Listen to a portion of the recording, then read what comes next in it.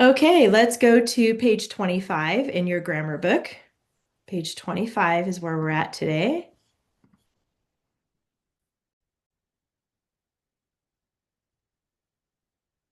Okay, this should be a pretty easy lesson because we're talking about adverbs, the first part anyway.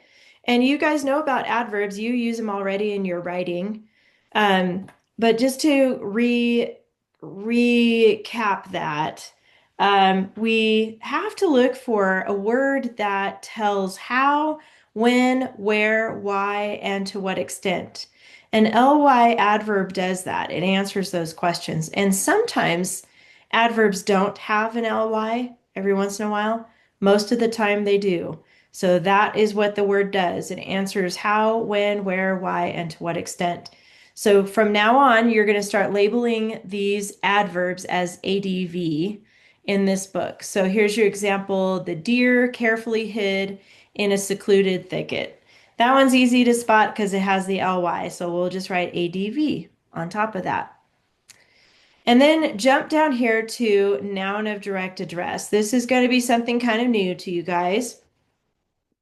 The noun of direct address is a noun used to refer to someone directly. It names the person spoken to. So I will say that the noun of direct address is always in a quote. So when you have speaking parts in a story, when you're talking to someone, that's the noun of direct address. Like, like if I said, Esther, you are holding your cat, right? So I'm addressing Esther. I said her name, and that's who I'm talking to.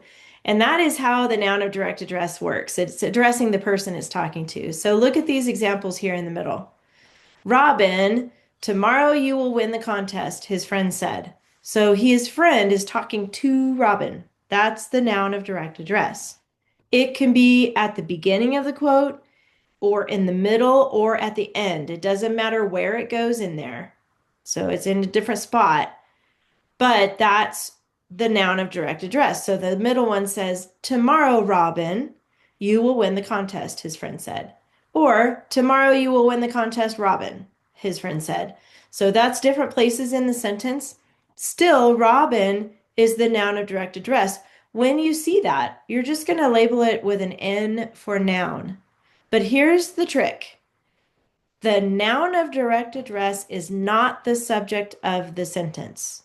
The subject of the sentence is you. Okay, that's the trick. That's the thing you need to remember.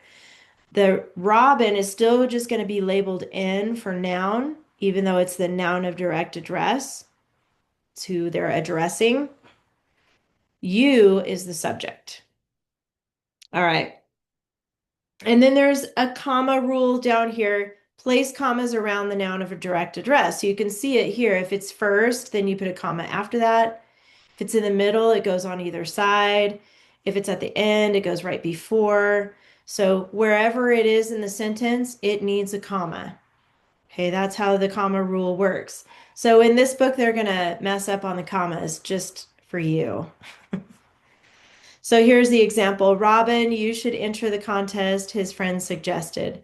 So you just put in a comma where it goes right after the noun of direct address. You guys have any questions about any of that? No? Okay. Homophone. We know about those. We talked about those a lot last year, if you were in my class last year. Homophones, that word homophone, the first part homo means same, and then phone means sound. So the word means same sound. So these are words that sound the same, and sometimes they're spelled differently, but they have different meanings. Okay, so we're going to look at right here at the end of that little paragraph, it's and its. One has an apostrophe, one does not. They're two separate words, even though they sound the same and they almost look the same. It's and its and your and your. They sound exactly the same, homophone, spelled differently, and they mean something different. So it's, let's talk about that one, without the apostrophe, that is considered a possessive pronoun. It's target. The target belongs to it. Now, normally when we use possessive nouns or pronouns, it sounds more like if I were to say Chloe's sweater is green, the sweater belongs to Chloe. So Chloe's has an apostrophe. That means that that sweater belongs to her. But in this case, when that's the only time you don't need an apostrophe. It's just ITS. And the reason is because with the apostrophe, it becomes a contraction. It is. Remember that? Okay, so it's spring, meaning it is spring, but really it's fall. So it should say it's fall. It is fall, right? That's what we're in now. So it is with the apostrophe.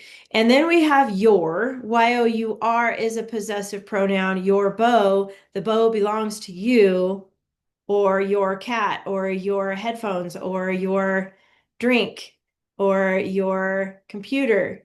Those all belong to you, right? Y-O-U-R. No apostrophe on that.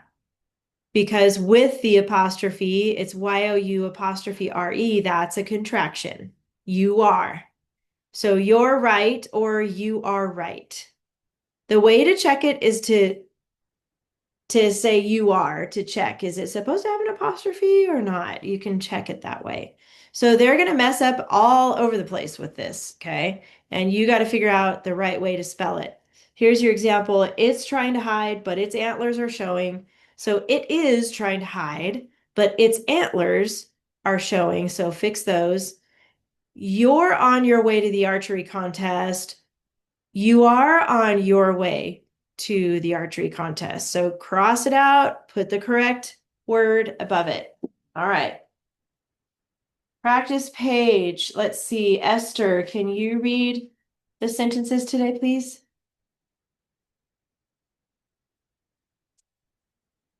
Page 27. Robin immediately took offense and challenged the forester. Sir, do you see the deer at the edge of the wood? I bet you 20 pounds that I can hit it. Nice. Very good reading. Offense. That's right. That's when you're offended. That's when you're like emotionally hurt by something somebody says or something somebody does. You're offended or offense. In football, we would say offense, right? In football, offense is the team that has the ball. Defense is the team that doesn't have the ball, right? They're defending their goal. So anyway, but you said it correctly. It is offense the way it is in this sentence. So just meaning like you're hurt by something somebody said. All right, 4 articles. Go ahead and find those by yourself.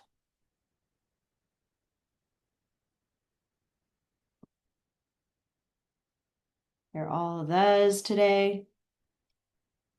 And then Chloe, when you are ready, go ahead and tell us there's 8 nouns. There's 8 of them. So it's a bunch. Robin Good. immediately took offense and challenged. Forester, Good. deer, Dear. Good. wood, Yep. pounds, Yes.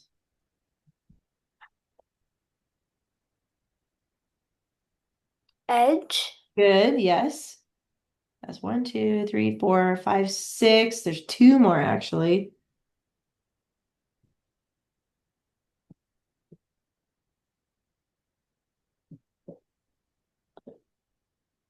is I and no. That would be a pronoun, so no. But in the quote, there is a noun of direct address. It's not a name, but they're addressing somebody directly. At the beginning of the quote, do you see that? Sir, Yes, sir is a noun. That's a noun of direct address, so but we're going to still mark it just with an N. And then at the beginning, Robin immediately took offense, offense. So offense is actually a noun because it's got a verb right before it. He took offense. Okay, good. And then there's 5 pronouns, Eliana. What do you think? 5 of them.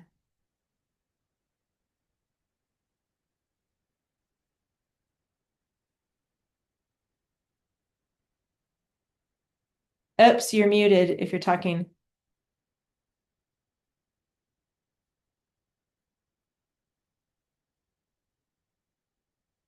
This is for Eliana. I didn't know if you heard me or not. You're gonna do the pronouns, okay? Okay, all right. Who am I seeing right here?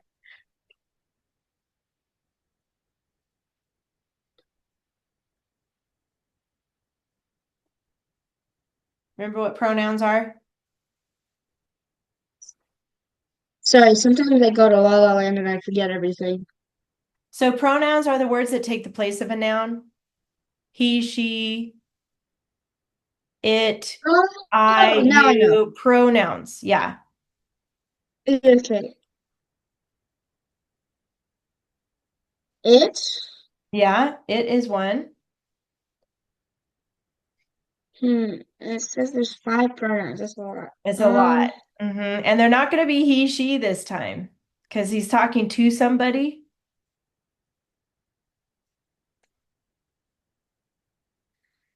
I. Yep, I is a pronoun. There's two of them, so we'll mark both of them pronoun.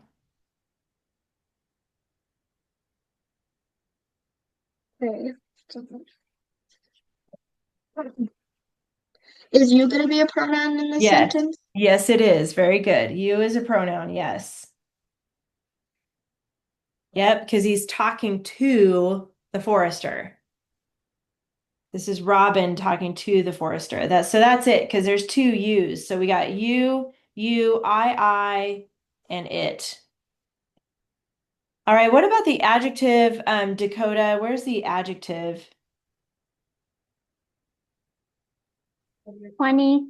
Good. And since that was so quick, how about you do the adverb too? Where's the adverb at?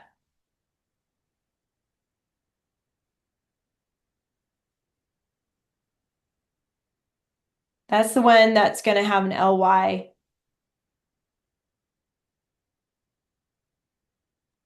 Immediately. There you go. Adverbs, adv, that's a new one to mark.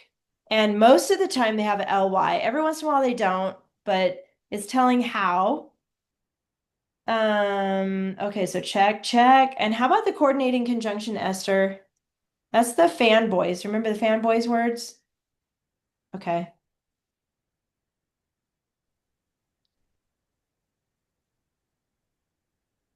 It. No, we already put pronoun there. It's not it. Let's, Oh, I need it. Sorry. that's okay. Remember fanboys. That's how he's going to help you. Let's see. Mm, Boys is going to be for and nor but or yet so. mm-hmm. And There you go. You got it. And the other thing I want you to do, because there's just one, how about the that clause, Esther? Where is that clause? um, it starts. Well, it starts. At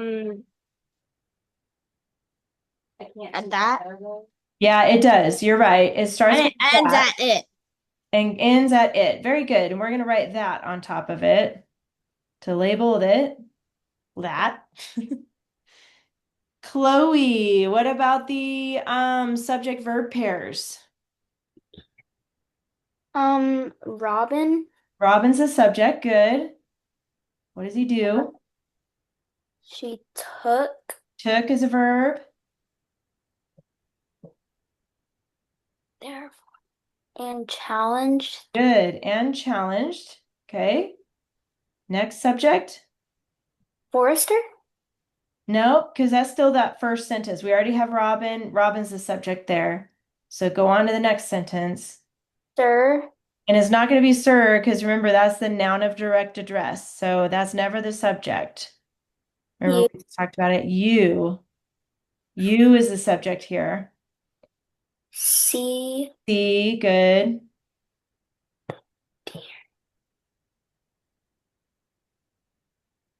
Is that like the only one in the sentence, or are there multiple? There's one more, and it's before you Before you. in that same sentence. No, do. It is do. Yep, that's a verb. Um, Do and see. So whenever there's a question, a lot of times the verb comes before the subject. Most of the time it comes after if it's a statement, but since that's a question, it comes. How about this last part? One, two, two, three, two, four. I is the subject. Eliana, can you mute? I is the subject, and then who's the verb, or what is the verb? Like, what is I doing? Bet. Good. And then inside the that clause, there's a subject verb pair. I Yes. and can hit. Can And hit. can and hit. You got it. Very good. That was a lot. All right. And then Eliana, prepositional phrases. Should be easy to spot now. Okay. Um, of the wood. Of the wood is one. Good. Okay, how many prepositional phrases? There's two. Okay.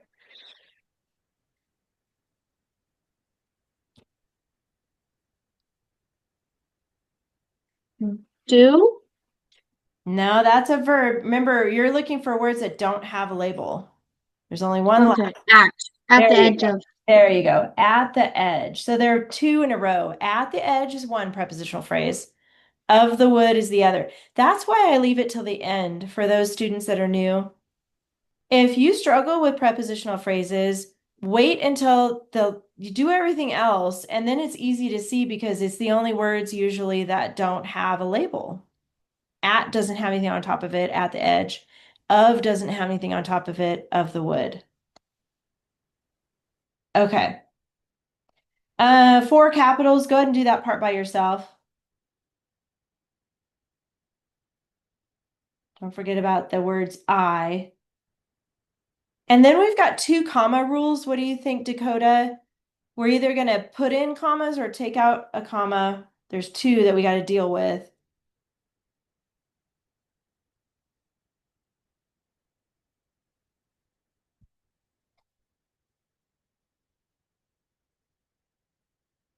So go ahead. Um, so the one after offense, cross that one out. Yeah, and it's actually offense, but yes, you are correct because it's only listing two things. He took and challenged. So whenever it's just two, you don't need a comma between. That's correct. So do a little squiggly line there, take that one out. And then we need to put one in somewhere. Do you know where it goes? It has to do with the noun of direct address that we talked about in the lesson today. Remember the comma rule about that? So it'll be inside the quote when he addresses somebody. Remember, Robin is addressing the forester.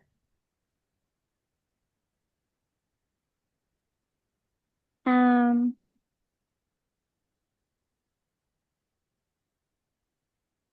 What I does he don't know, say? What does he say at the beginning of the quote right here? sir. Yeah. So that is the noun of direct address. He's saying, sir, like he's addressing him. Does that make sense? So, like, remember my example earlier when I said, Esther, you're holding your cat, right? I was addressing Esther. So if I had to write that out, I would say, Esther, comma, you're holding your cat. It's just like this, sir. So he's just addressing him. He's getting his attention, right? So the comma is going to go right after sir. So whenever you're addressing somebody in a quote, you need a comma right after the name or like this, sir or ma'am, or um, usually it's one of those comma and then the rest of it. So got that. And then the end mark is just going to be a period here. Okay. Any questions about this? Is anybody having any trouble with your homework, grammar homework? I know it's a lot to work on. My best advice for you, I know you're kind of like, yeah, kind of, but I don't even know what to ask. And it's okay if you feel that way. It'll get easier the more we do this. My best advice to you is do the things you know first. Even if you jump around the list, that's okay. You're like, I'm not sure what a pronoun is, but I know what an adjective is. You just skip pronouns, find the adjectives. But notice on this, everything has a label.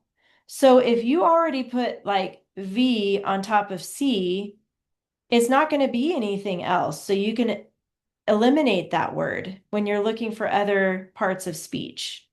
That should help you. Okay. Do the ones you know first. If you know the verbs, you're like, yeah, I'm really good with verbs. I know actions. I'm going to mark all those. Once you label it, it's not going to be anything else. Okay. That should help you guys. The that clause, that's pretty easy. Starts with that. Find the stuff you know first. And don't rush. That's another thing to remember when you're doing your grammar. Hopefully, you're not doing it when you're in a hurry. Because if you think you're going to be able to get your grammar done in like 5 minutes, give yourself more time.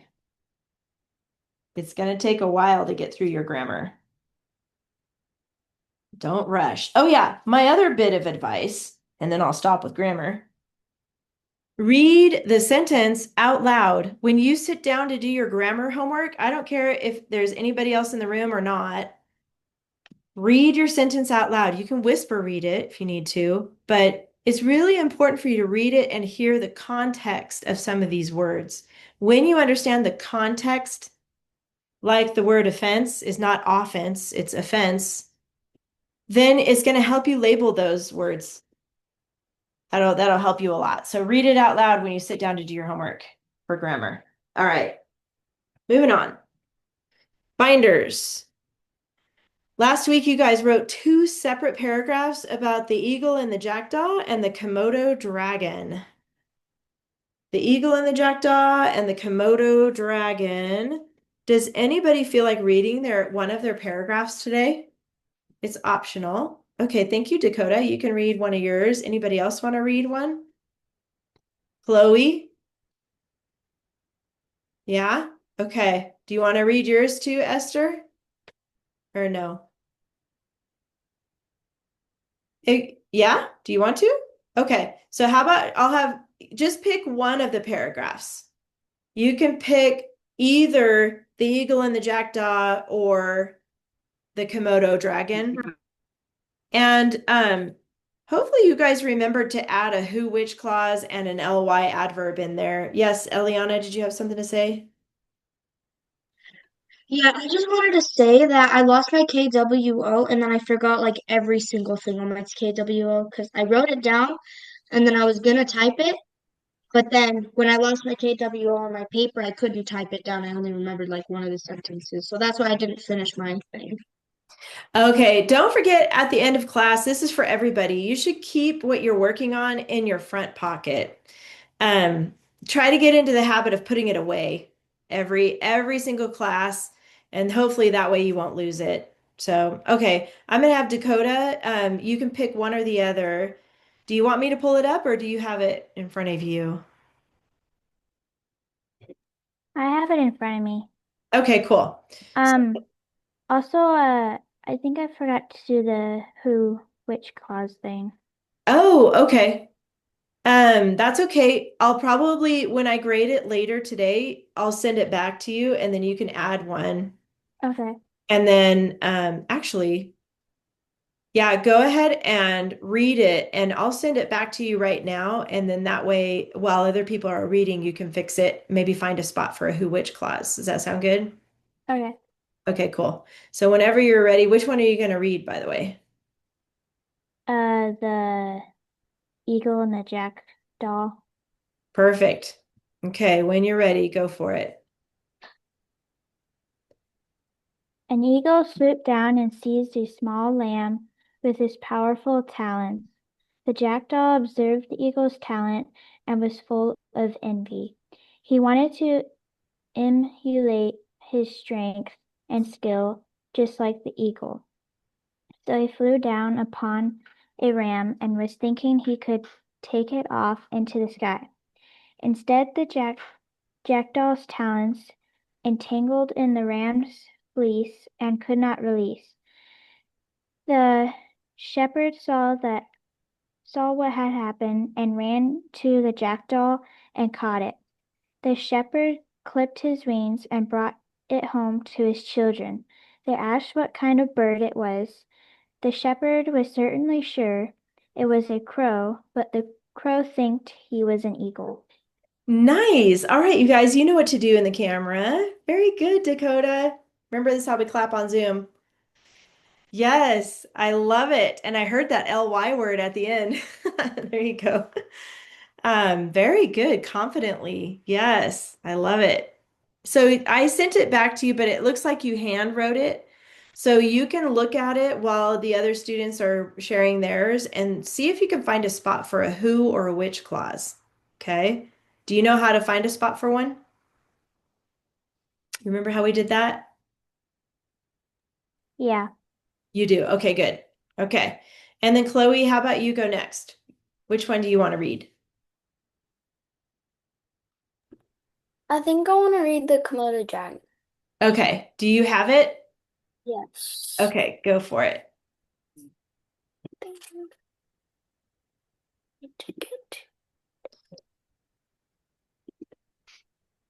Okay.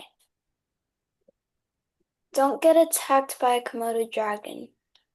The largest lizard in the world is called a Komodo dragon. The Komodo dragon was named after the island called Komodo, which is in Indonesia.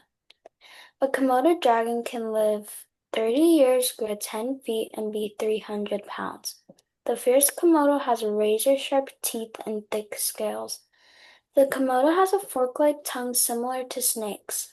The Komodo eats almost anything like deer, wild pigs, small Komodos, and even water buffalo. Unlike other lizards, the Komodo dragon's bite is very venomous, decreasing the victim's blood pressure. If a Komodo dragon bites an animal but doesn't kill the animal, it will die in its own time. The Komodo will then find the dead carcass and eat it. The Komodo dragon consumes 80% of the victim's body weight in one feeding. But if the Komodo has to get away quickly, it can vomit in a heartbeat. These dangerous reptiles can run up to 30 miles per hour.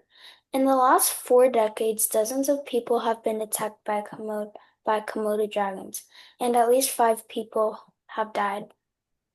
Nice. Okay. Awesome job. I love it. I heard a couple LYs. Go ahead and do the cheer in the camera.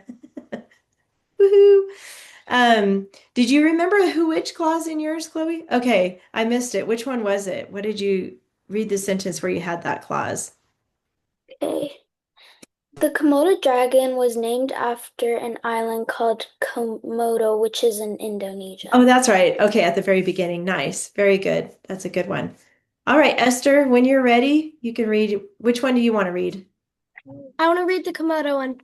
Okay, perfect. Go for it. The most tremendously large lizard in the whole world is the Komodo dragon. An island which has been named Komodo is in Indonesia. The awesome Komodo dragon grows 10 feet long and weighs up to 300 pounds. Komodos have razor-sharp teeth and thick scales. The Komodo dragon has a forked tongue like most snakes. It feeds on almost any animal. It has pigs and water buffalo.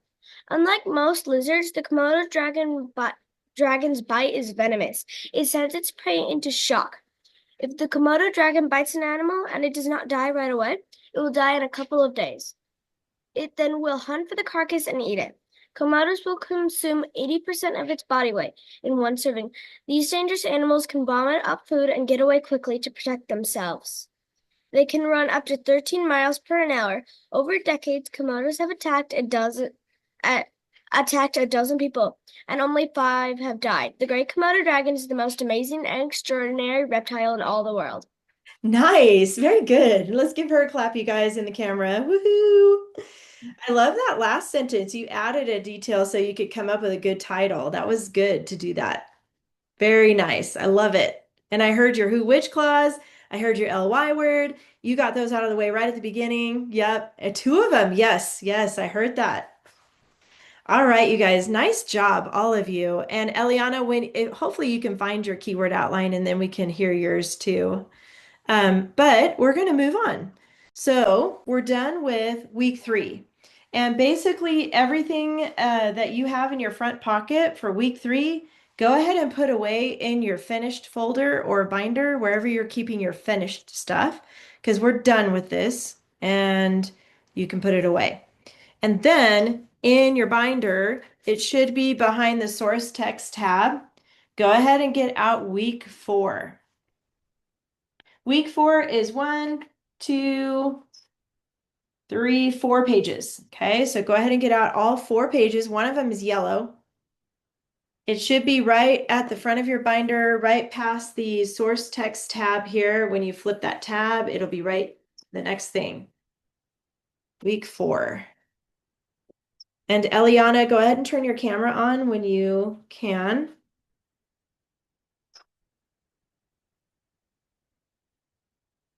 We are going to move on now from doing every sentence in your keyword outline. We're going to move on to something called the story sequence chart. And I bet Eliana and Chloe remember that because they've had my class before. So we're going to talk about the story sequence chart. You guys need a piece of lined paper too. So week 4, 4 pages of week 4, and a piece of lined paper. So thumbs up when you got your stuff out.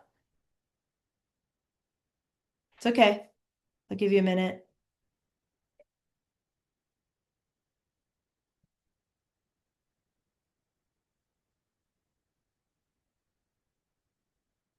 Four pages for week 4 is 37, 39, 41, and 43, called The Miller, His Son, and Their Donkey, and a piece of lined paper. Don't forget to close up those rings, guys. That'll be a big mess if you don't. So close up those rings. Give me a thumbs up when you got it. Yes, Esther, did you have a question? Do you want us to use pen or pencil? For the story sequence chart, you can choose. When you go Okay. to write your story in paragraph form, it has to be pen. So for this part that we're going to do in class, it's up to you, okay? Whichever you What prefer. if we're typing it? Yeah, then you don't have to worry about it. Okay. Yeah. So on the story sequence chart, the keyword outline that we're going to work on, it's up to you, whichever you like to use best. All right, I saw Dakota give a thumbs up. How about Chloe? Are you ready? Okay, how about Eliana? Got it? Okay, let's look at the yellow page first. This is new to some of you. So I want to just talk briefly about a story sequence chart. And we know story, and sequence means the order of how things go. So in most stories and most books and even movies, there's a pattern to how they tell the story. Typically, and most of the time, we start with the characters and the setting. So when you're writing a story, that's how you need to start, is with the characters and the setting. Because if you go into something else and you don't know anything about the characters, it can be very, very confusing. So you have to set it up with characters and setting. And during that first paragraph, you're going to answer these questions. Who is in the story? What are they like? When does it happen? Where do they live or go? In the middle of the story is where the conflict and the problem happen. And every good story, every good book, every good movie has a problem. I don't know if you've ever noticed that, but that makes it entertaining because then we have to see, how does the character solve his problem? It could be something as extreme as an epic battle and you don't know if the character is going to live or die, or it could be something like the character's lost. You don't know if he's going to be lost forever or if he's going to find his way home. It could be any type of problem. And this is where we're answering the questions. What do they need or want? What do they think? What do they say and do? This happens in the middle. And then the end, we have 2 parts that are called climax and resolution. Climax is the part of the story where you're sitting on the edge of your seat. Like if you're watching a really good movie, you're watching and you're not sure how it's going to end. You don't know if how it's going to play out, right? You're hoping that the character lives because we don't like tragic, or at least I don't. I don't really like tragic endings, even though some books and stories are tragic. I like happy endings. That's just kind of my personality. But resolution is how they solve their problem. So you're going to answer these questions. How is the need resolved? What happens after? What is the message or the lesson? And then at the very bottom of this, it's just reminding you about the title rule, which we'll go over again later. Okay. So let's go ahead and get out a clean piece of lined paper. We're going to set this up a little different this week. I'm going to go kind of fast, but if you guys are lost or confused, please raise your hand. Let me know. I'll slow down a little bit. But I want to squeeze this all in today's lesson. So go ahead and put your first and last name here at the top. And today's date is 10/9/25. So go ahead and put that as your date.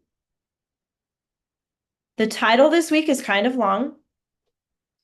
And it's called The Miller, His Son, and Their Donkey. So skip a line and we're going to just put the title here. The Miller, His Son, and Their Donkey. And instead of doing KWO like we have been doing, we're going to actually put right underneath that story sequence chart.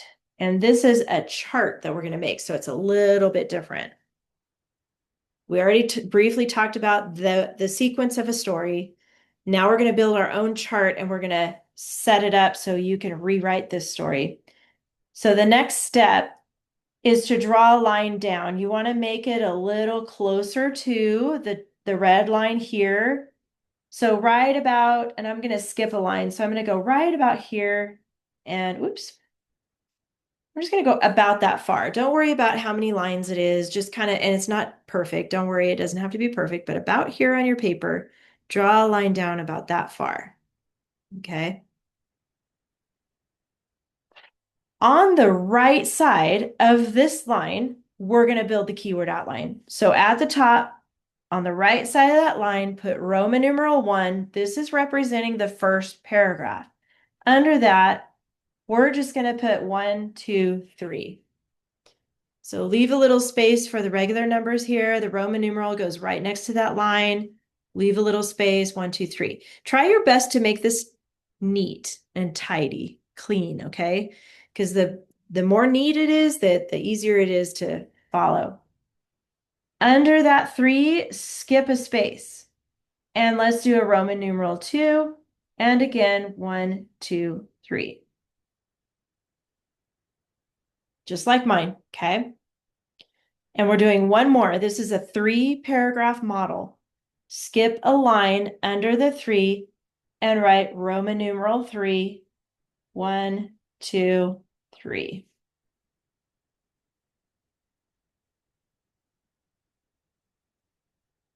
Short paragraphs, when you go to write these, you can add sentences if you need to.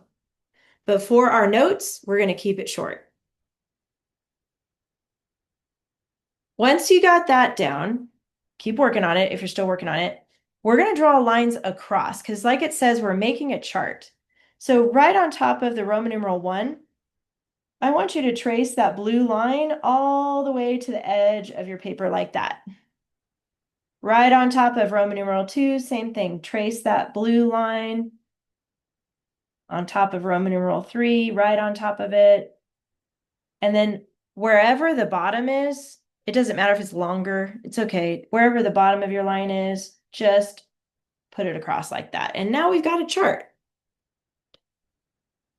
Thumbs up when you got that.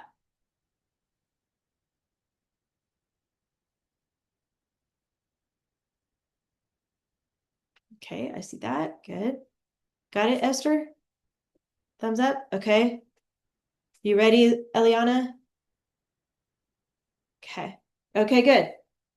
Now we're going to recreate that little chart we looked at on the yellow page on the left here. Okay, we're saving this for the story, but on the left, I want you to go ahead and write characters / setting, because remember, we just went over this. That is what we start with when we write a narrative. These are narrative stories that we're writing. We must introduce the character and setting in order for the plot to make sense. This is when we're going to ask the questions who and where, and sometimes when, but we're going to focus on these two today. Who and where? Who's in the story and where are they? We have to set that up because that gives us a visual in our head of what it's like wherever they're at. Okay. In the middle, remember, this is like the big part of the story, like the meat and potatoes of the story. This is where we have the conflict and the problem. Okay. So we're going to put conflict, problem. And we're going to ask the question, what? What does the character need? Now, I always refer to Kung Fu Panda because it's one of my favorite movies. But you know, in the movie, it's Tai Lung and Po, right? They're in this epic battle in the middle of the story, and Po is getting beat up. He's the panda, right? He's getting beat up really, really, really bad. And this is the part where they're fighting. And we're trying to figure out, what does the character need? Well, Poe needs to remember his special power. And for a while, he doesn't remember. He doesn't think that he has it, right? And then we get to the part of the story where we have the climax / resolution. And we're going to answer the question, how? Okay. Now, this is where I like to draw a little picture. I'm a visual person. It helps me to see pictures. And I bet some of you might feel the same way about that. Maybe it helps you to see a picture of something. So it's goofy. So hang in there with me, okay? So we're going to draw a really pointy mountain somewhere in this box down here by climax. Okay, this is a pointy mountain. At the top of the pointy mountain, I'm going to draw a guy, just a plain guy, okay? At the very tippy top. On this side of this mountain, I'm going to draw some spikes. So make them really sharp. Okay. On this side of the mountain, I'm going to draw a nice big fluffy cloud. Remember this, Chloe and Eliana? Yeah. No, Chloe's like, no, I don't remember. That's okay. Eliana remembers. And then we're going to draw an arrow here and an arrow here. And then I'm going to do these little hash marks like this. And it's just representing like he's teetering back and forth. This is the climax of the story. Eliana, are you writing all this down? Because you're going to need this. Okay, make sure to write it down. So when I say the climax, I'm always picturing that sharp, pointy mountain and the guys at the top. If he falls this way, he's going to die, right? If he falls this way, we're going to pretend the cloud is like dense and fluffy, like a giant cotton ball. Okay, so he's going to land softly. He's going to be like, it's a happy ending. This side is like, no.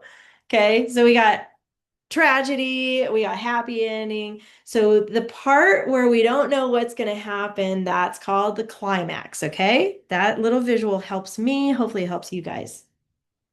All right, the next step is reading the story. So find page 41 in the stuff that you just took out of your binder, page 41. We're going to read this. It's just one side. And notice it's called The Miller and His Son and Their Donkey, and it's attributed to Aesop again. So attributed to Aesop means it's a fable. It's an Aesop fable. And it's going to teach us a life lesson. So we're going to talk about what lesson can we learn about life from this story. So does anybody feel like reading the story today? You guys that want to read it?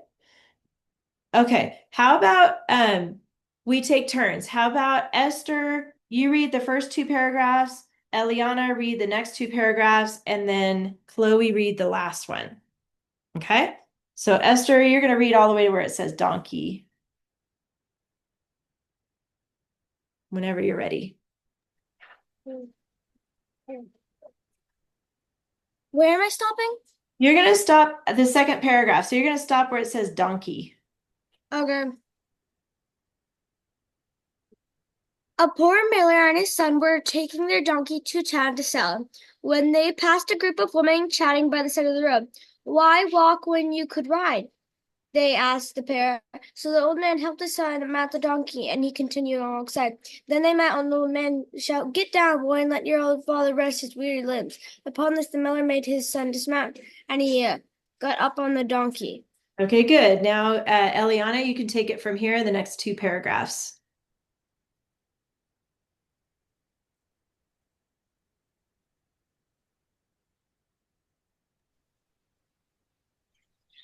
Okay.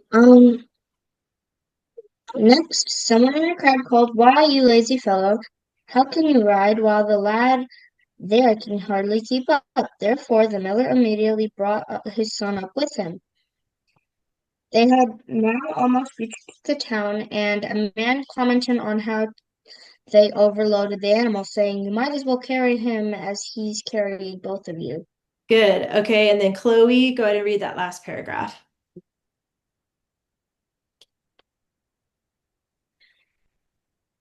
Don't forget to unmute. So the miller and his son tied the donkey's legs together with the help of a pole, then carried him on their shoulders, staggering over a bridge near the entrance to the town. This odd sight caused bystanders Mm-hmm. to laugh until the donkey, not liking the noise or the way he was being treated, broke the cords that bound him and fell into the river. Okay, and that's the end of the story. So this one's kind of a tragedy, right? For the donkey anyway. But who can think of a lesson? What lesson can we learn from this story? Does anybody have any ideas? Eliana, what do you think? Treat others how you want to be treated. Yeah, that could be one. Yeah, we could figure that one out. Remember, everybody's giving them advice. They didn't ask for advice. They're just walking to town to sell this donkey. And everybody they run into has something to say, like, you shouldn't ride, you should let your son ride. You shouldn't let your son ride, you should ride because you're older. Wait, now both of you should ride. Like they're telling them what to do, right? But at the end, and every time somebody told them what to do, they did it. They even carried the donkey, poor donkey. They tied his legs on a pole. This is terrible, right? Okay. So in your life, here's your lesson. In your life, you will have people that tell you what to do in your life. Okay. Now, if it's your parents, listen to them. Okay. They know what's best for you. Your parents know what's best, hands down. Okay. I'm talking about strangers or neighbors or Don't listen to people strangers. people you don't know very well, or even here's a good one, the internet. Sometimes the internet will tell you what you should do. Don't always believe it, okay? You got to think for yourself. Here's the cool thing about you guys, all of you girls in here. You have parents that love you, and you can always go to them and say, "Mom, Dad, what does this mean? Am I supposed to do this? What am I supposed to do about this?" Ask them. They know, okay? They give you good advice. But don't just believe everything you hear. That's the thing we can take away from this, because obviously they couldn't sell the donkey anymore because the donkey fell into the river. And then the poor donkey, right? His life changed dramatically. It's a good thing it's not a real story. It's just a fable for us to learn from that. So just remember that, especially stuff you see on the internet. Don't always believe it. Don't always do what they tell you to do on the internet, okay? All right. Here we go. Let's now we're gonna look at the parts of the story and we're gonna fill in this outline and then you guys are gonna use this to write 3 paragraphs this week. Okay. So we're gonna take turns with this, starting with the characters. So Eliana, who is the first character we learn about in this story? Who's first? The miller and his son. The miller and his son. There you go. And let's just talk about the miller first. Let's put him in here. And where are they going? They're going to the town They're going to the town to do what? to sell a donkey. To sell the donkey. Maybe they're poor. I mean, I'm looking at the picture. Maybe they don't have a lot of money and they need to sell a poor donkey. I feel bad for the donkey. You know, I love donkeys. Side note, they did not make the ears big enough on this donkey. I'm just saying. Donkeys have way bigger ears than that. It's not a very realistic picture. So I'm going to venture to say the miller, the dad, is poor. And he's going to the town to sell the donkey, right? Yeah. Maybe we could put, um, maybe let's circle the D in donkey. And maybe we could do like a dollar sign and a D like that to sell the donkey. So the miller, he's poor, he's going to town to sell this donkey. Okay, so we're going to use a Yeah. couple symbols here. Okay, cool. Then you mentioned the sun. So how about Chloe? What do we know about the sun? Doesn't really say much about him, but there's some things that we can kind of guess about him. Um,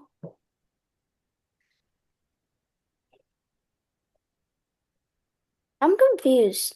Yeah, I don't blame you. We doesn't say much about the son, but we can assume the son was obedient, right? Because the son is doing what his dad is telling him to do to help sell this donkey. He's helpful. Maybe he's young. The son looks young in the picture. So we can fill in those details, even though the story doesn't explicitly say that. We can say that the son is young and helpful. Okay. And so when you say you're confused, I think I want to make sure you guys all understand this first paragraph, we're going to jump around in the story. We're not doing sentence by sentence anymore like we were doing.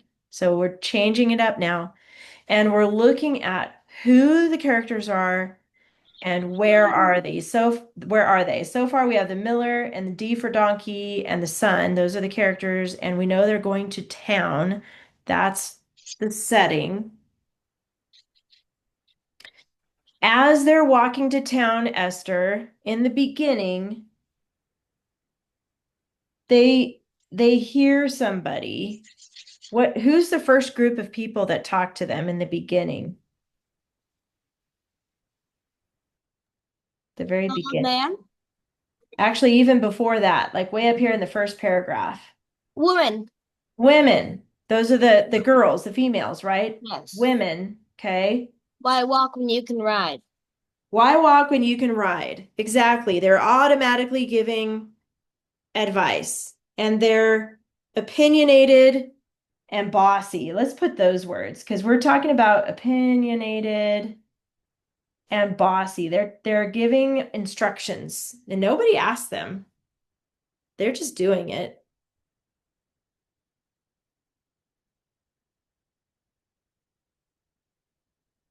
Okay? They say, "Why walk?"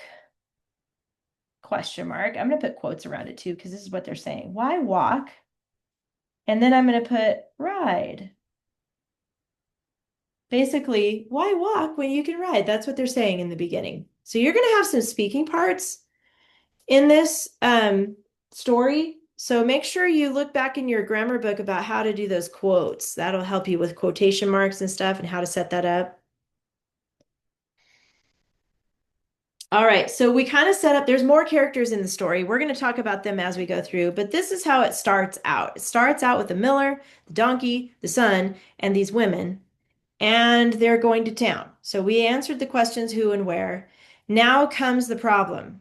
Okay, the problem is they're getting more and more and more advice. Okay, so we're entering into the problem of the story. Next, there's a man who shouted. So Dakota, what did the old man say in the next paragraph?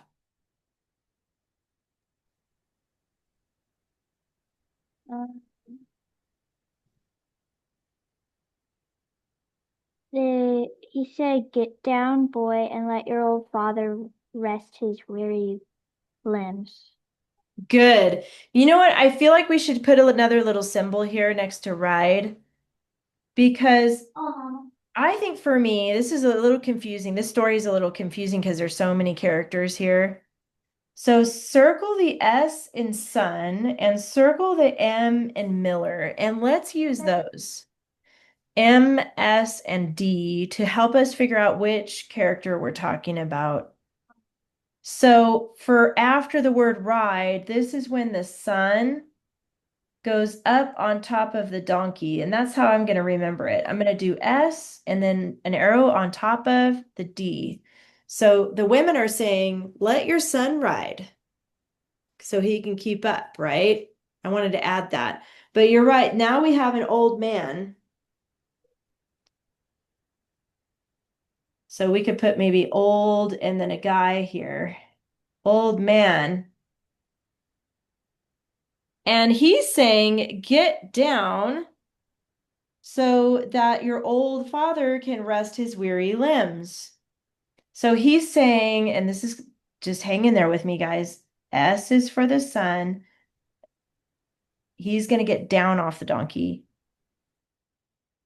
And then the miller is going to get on the donkey. Weary bones. So I got old man. He's telling them, we can put quotes around this part. The old man is saying, let the son get down so the miller can get on, or the father, right? The miller and the father are the same guy, so he can rest his weary bones.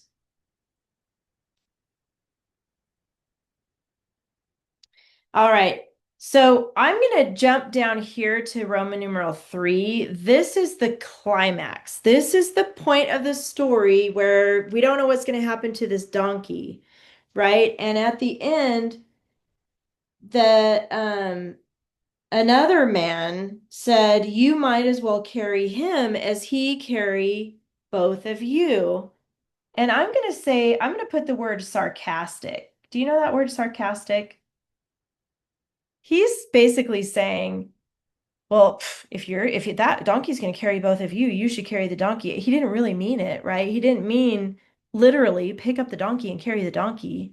He was being sarcastic. He was saying, you're being so mean to that donkey, you might as well just carry the donkey. So he was being sarcastic, and I'm going to put a guy here.